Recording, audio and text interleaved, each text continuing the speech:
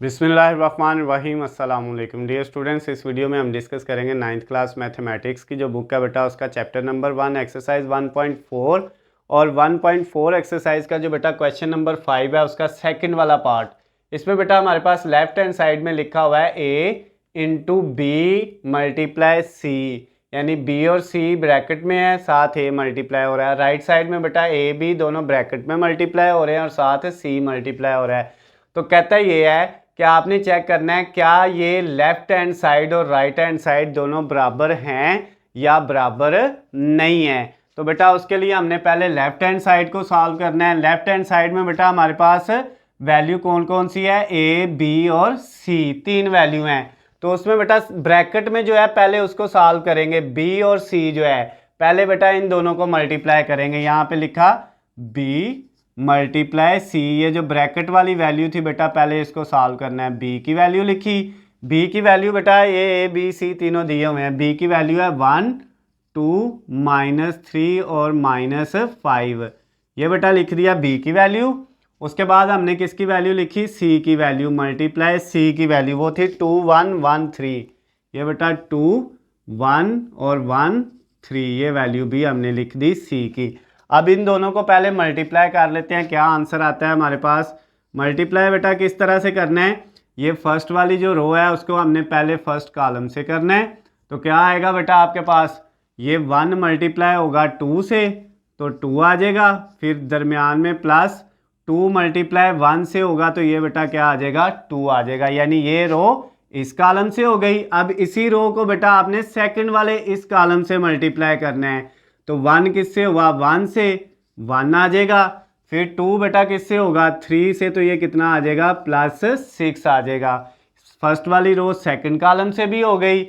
अब बेटा आपने सेकंड वाली ये जो रो है -3 और -5 इसको लेना है और दोनों कॉलम से मल्टीप्लाई करना है। तो फर्स्ट से करेंगे तो -3 2 से होगा तो -6, -3 को जब 2 से मल्टीप्लाई करेंगे -6 आ जाएगा। उसके बाद -5 को 1 से मल्टीप्लाई करेंगे तो बेटा ये -5 आ जाएगा।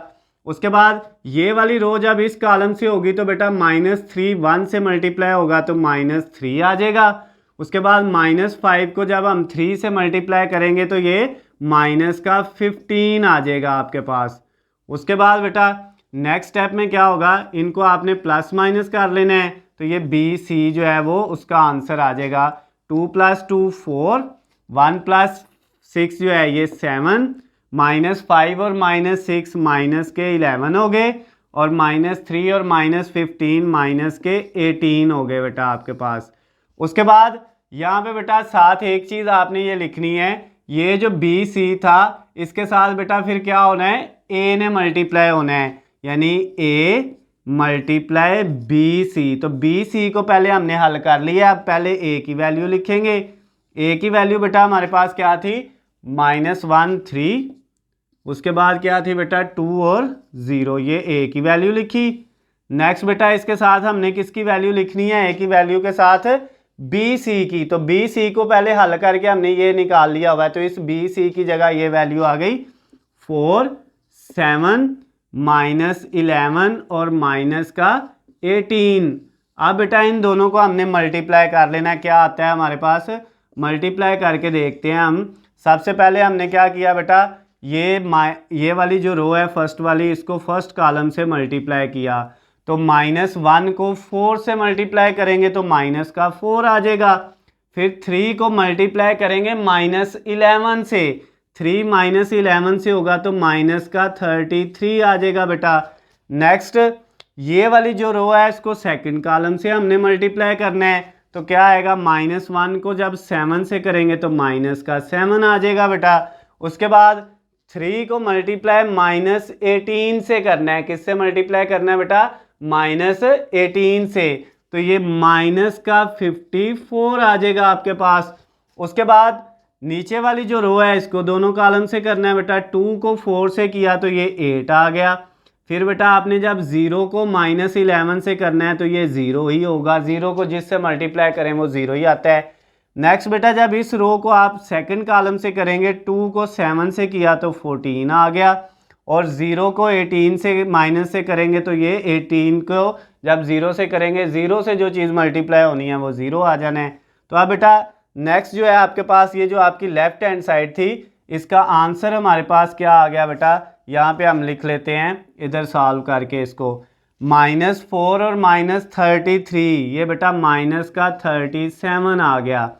-7 और -54 जो है ये माइनस का बेटा 61 आ गया। नीचे 8 + 0 8 आ गया और 14 + 0 14 ही आएगा। ये बेटा आपके पास जो लेफ्ट हैंड साइड थी उसका आंसर आ गया। लेफ्ट हैंड साइड को हमने सॉल्व कर लिया। अब राइट हैंड साइड को हमने सॉल्व करना है। तो राइट हैंड साइड में बेटा ब्रैकेट में क्या है, ए और बी, तो पहले हम ए और बी को मल्टीप्लाई करते हैं। तो पहले हमने लिखा ए बी, ए की वैल्यू बेटा हमारे पास कितनी है, ए की वैल्यू है हमारे पास -1 3 2 और 0। उसके बाद मल्टीप्लाई बी की वैल्यू बेटा हमारे पास है 1 2 -3 और -5।